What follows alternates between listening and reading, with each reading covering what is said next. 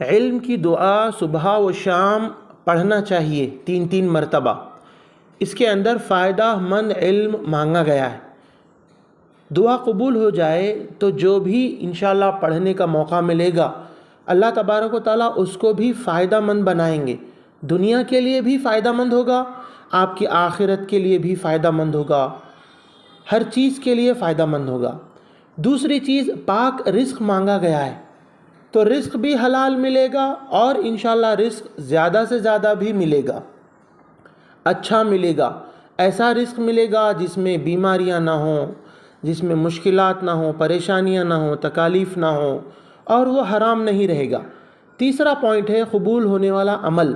اگر ایسے عمل کی توفیق دی گئی جس میں عمل قبول ہو رہا ہو آپ کا، تو اس سے بڑی کیا بات ہو سکتی ہے؟ ایسا بھی ہو سکتا ہے کہ انسان